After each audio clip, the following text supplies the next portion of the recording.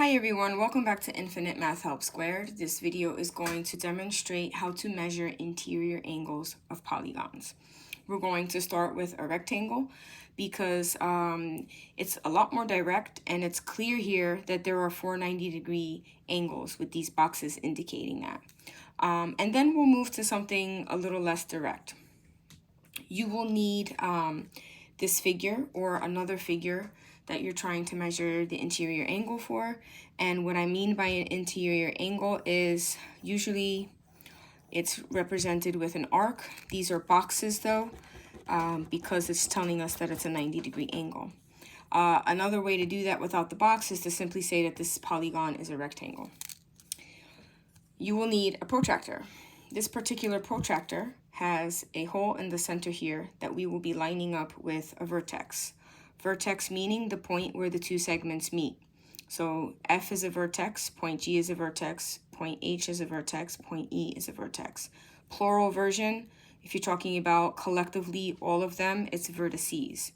Okay, now this protractor, along with this hole here to match up with my vertex, also has a dash. Normally there's another one over here, but it looks like this one has been wiped off, so I'm going to focus on being able to use this one.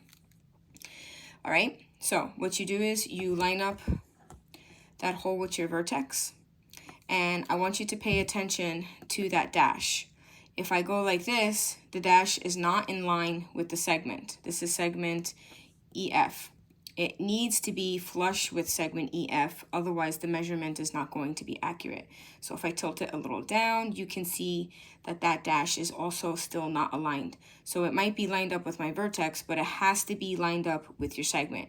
Now you can't even see my dash really, right? And that's good because you want them to be perfectly mapped onto each other. Now the next thing that you have to do is remember what we're trying to measure. Trying to measure where this box is, because this is the interior angle.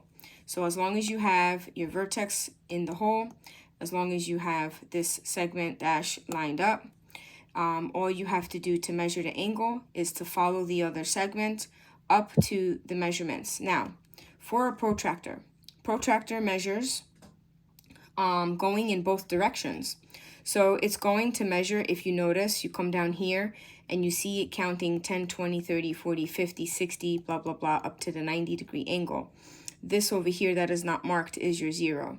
But it also goes in the opposite direction, right? So if I show you the other side of my protractor, it does the same thing over here, 10, 20, 30, 40, 50, 60. So you can measure from any direction. Just make sure that after you have lined it up and you go to measure, that you are where you're supposed to be.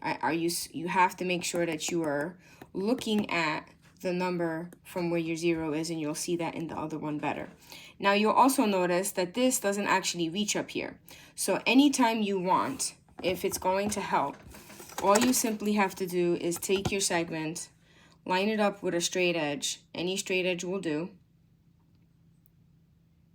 Now there's, it's not going to be perfect, right? There's always human error. I've already made a mistake here. So we'll just get rid of that extra part. But now that it's extended, it just makes it easier for you to read, and it will include less error.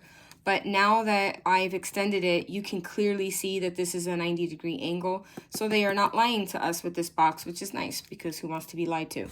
Okay, so that one is the simple one. Now let's take a look at something that's a little less direct. We'll take a look at this triangle here. And I will scan these for you and attach them into the description of the video, because if you don't have polygons that you're trying to measure, then at least you have these. Okay, so remember, I need to be able to use this side for my dash mark. So let's measure the angle C, and then we'll call it a day because I think that'll be good enough. Now, to measure angle C, I still need to line it up.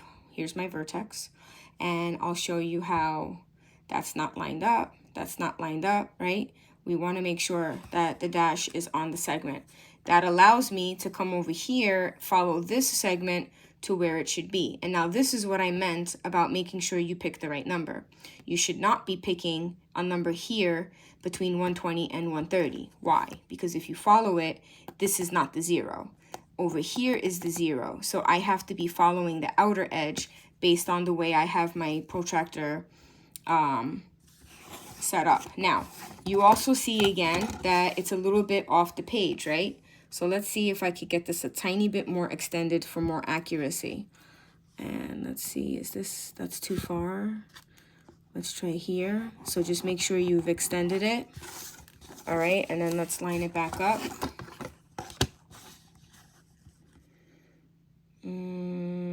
I would say that that's pretty lined up.